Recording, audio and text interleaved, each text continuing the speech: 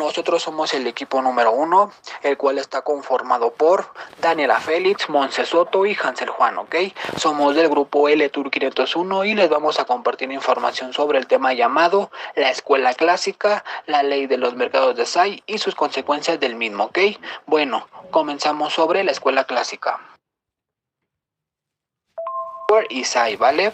Por lo que dicha escuela es considerada por muchos como la primera escuela económica moderna, ya que dichos economistas fundaron sus propias dinámicas de crecimiento en una época de la que el capitalismo se encontraba pues en pleno auge, ¿cierto? Tras salir de una sociedad feudal, ¿vale? Y en la que la revolución industrial provocaba enormes cambios sociales, ya que dichos economistas fundaron sus propias dinámicas de crecimiento en una época de la que el capitalismo se encontraba pues en pleno auge, ¿cierto? Tras salir de una sociedad feudal, ¿vale? Y en la que la revolución industrial provocaba enormes cambios sociales.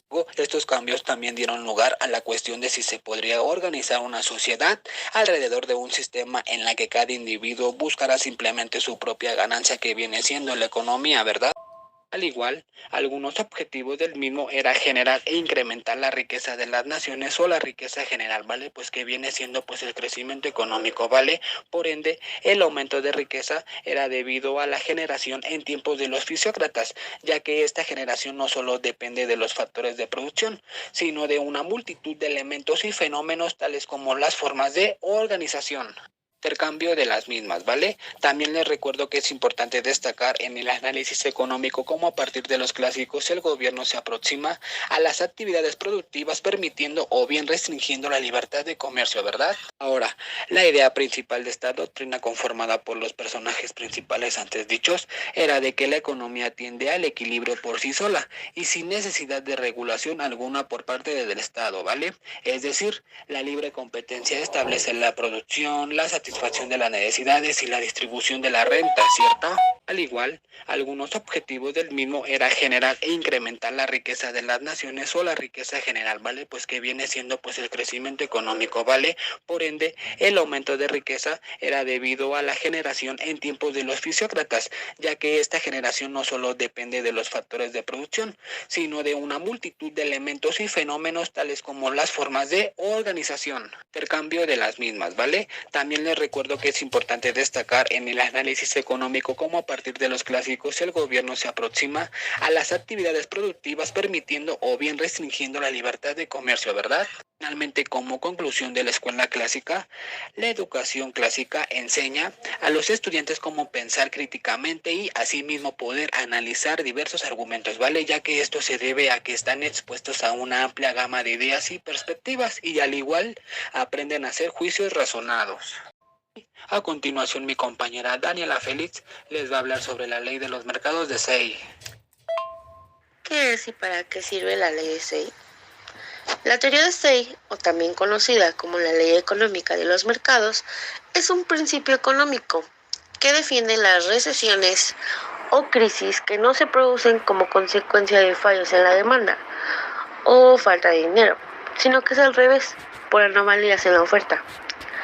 Al producirse más bienes se genera más riqueza, lo que a la vez provoca que al producir otros bienes, estos sean demandados, de tal forma que automáticamente la oferta crea su propia demanda, generando un círculo vicioso que mantenga la relación entre oferta y demanda de manera continua.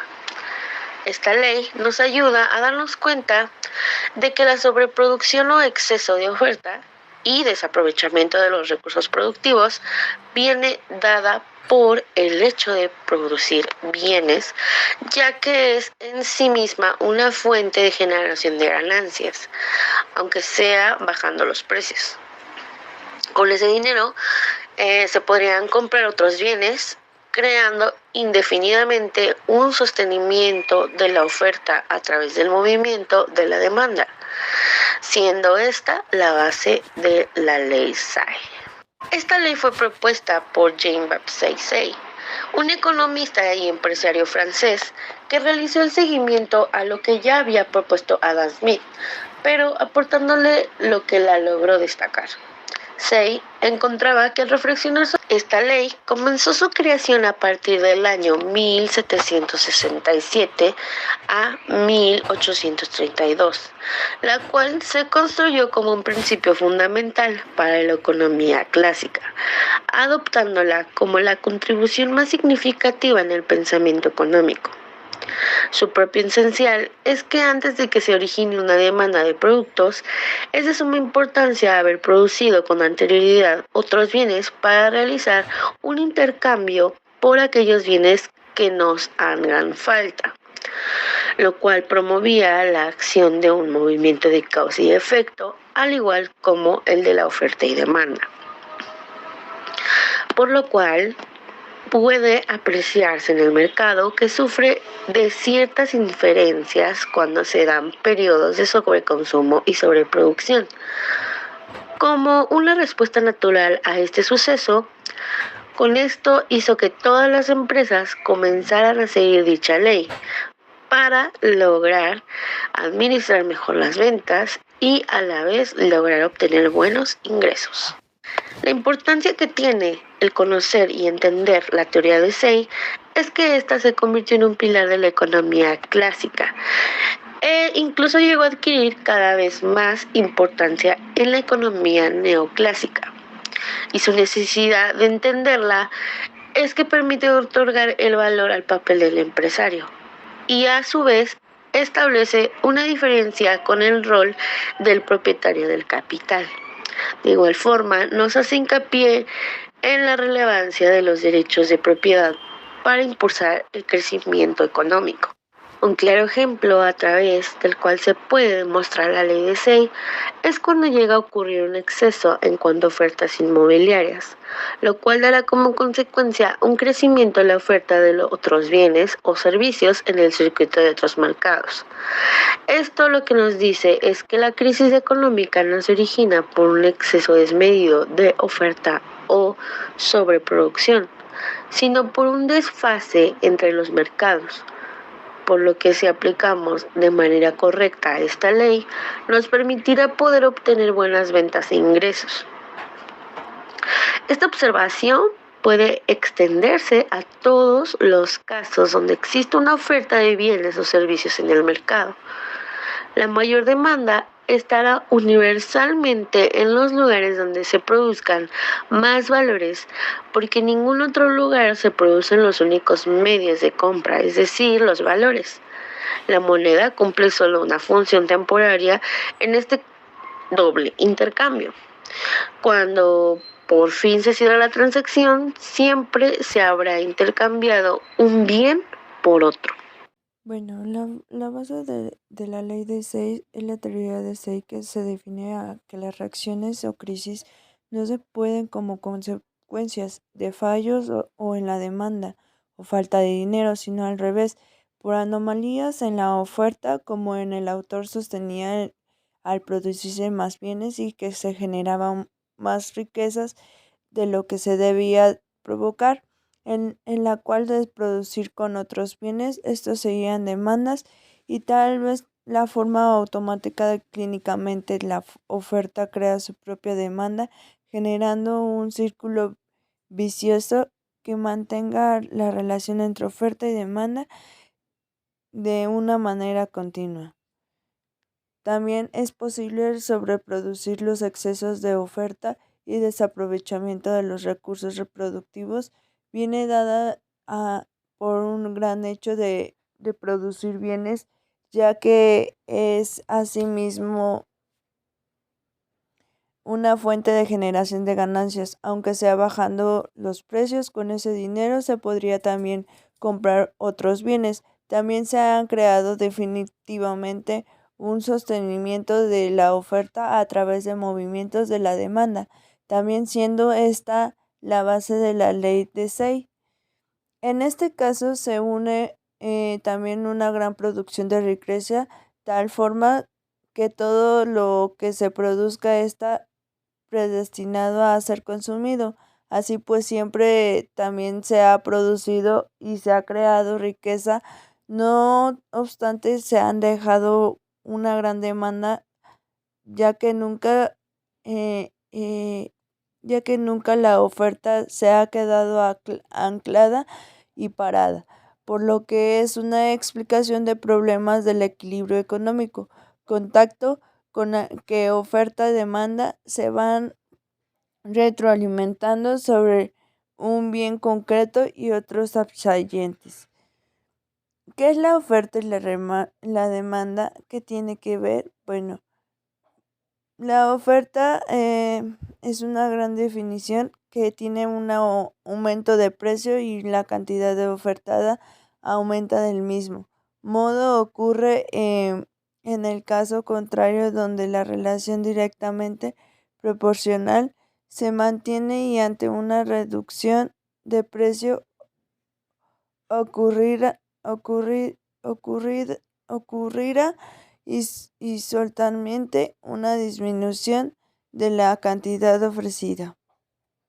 También ocurre en productores exigen al menos cierto precio que se llega a ofrecer determinadamente una gran cantidad de los bienes, así como un gran mayor de precio de los que se llegan a ofrecer, y se encontrarán mayor iniciativas para llevar sus productos en servicios del mercado. También hay sus ejemplos de la oferta de la oferta es que tenemos un gran productor de madera que se llega a producir mesas para un determinado nivel tecnológico. La cantidad ofrecida dependerá el gran precio de venta por los salarios de los gran trabajadores y el precio de la madera. Para simplificar, ignoramos el precio de otros factores como pegamento, tornillos, etcétera. Llegamos a tener también otro tipo de oferta o un ejemplo que es mesa, y bueno, ese es un ejemplo que llega a tener, imaginémoslo, es es como un problema que, por ejemplo,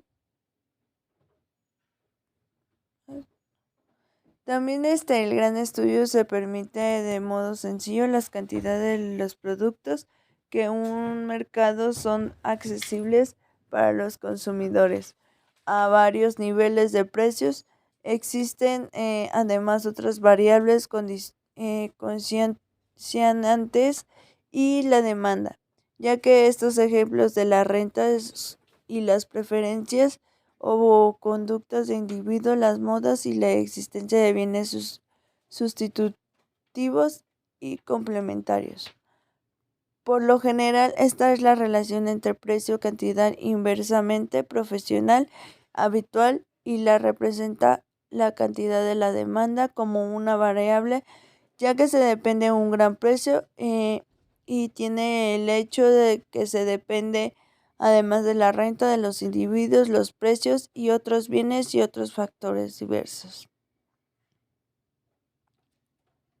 La demanda, si ponemos, por ejemplo, la gasolina de una persona, es una semana de precios de los automóviles y el precio de los viajes en autobuses. Son variables independientes que se llegan a influir junto a los ingresos del precio de la gasolina. ¿Qué es la renta?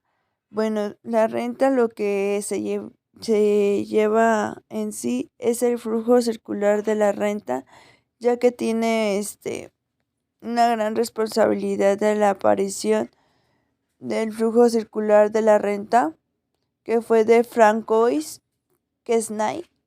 Quizás tuvo algo que ver con fuera del médico profesión, y también fue en sus escritos originales que se compraba en flujo circular y la renta con el movimiento de la sangre por cuerpo humano. Los tipos de flujo directamente, Kenai sostenía que en una economía existían dos tipos de flujos: el flujo real y el flujo financiero del moneda. El flujo real hace referencia a los factores de producción y a los bienes de servicios. El flujo monetario tiene también que ver con el dinero, que va desde unos agentes a otros cambios de esos factores, ya que es su producción y bienes y servicios. También, por ejemplo, cuando comprobamos uno de los que ya existen como el flujo real y el flujo monetario, el flujo real son los zapatos de los que recibimos y el flujo monetario es el dinero que pagamos por ellos. Dicho lo cual, el flujo circular de la renta puede representar como un esquema simplificado y hemos de tener en cuenta que dado que el concepto es muy antiguo, han aparecido muchas representaciones diferentes del mismo concepto. Su versión sencilla del flujo circular de la renta podemos decir que es la forma que se llega a simplificar que la economía está formada por empresas que producen y contratan personas y hogares que compran productos y trabajan para las empresas.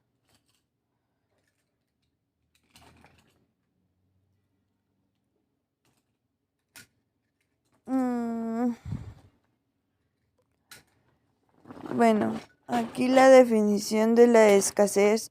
El principio es aquel que se llega a indicar dando a necesidad de las personas ilimitadas con grandes recursos que vuelven escasos.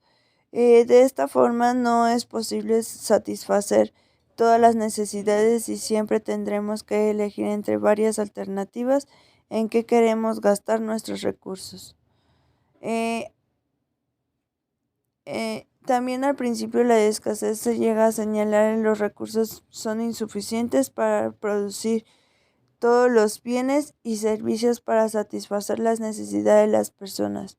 Para poder administrar estos grandes recursos en la economía, se llegan a utilizar precios como la herramienta para poder realizar transacciones. En las economías socialistas, los precios son fijados por el Estado y las economías capitalistas, los precios son determinados como la ley de oferta y demanda. La ley de la escasez se llega a determinar con bienes que son escasos, cuya su gran oferta no es suficiente para entenderla a su demanda y por tanto deben racionarse normalmente aumentando su precio, aunque puede existir otra gran variable que permita ajustar oferta y demanda. Las causas de la escasez son las características de la demanda las que se contribuyen en definir la escasez de un recurso. Es decir, su carencia no está definida por su cantidad, sino porque responde a una situación en que la demanda futura esperada supera la oferta prevista, dándose una situación de superávit en el recurso de la cuestión. Las causas son el incremento de la demanda, disminución del agotamiento de fuentes y o recursos. Las desajustes entre las ofertas y la demanda implican precios del bien en cuestión aumento hasta que las indicaciones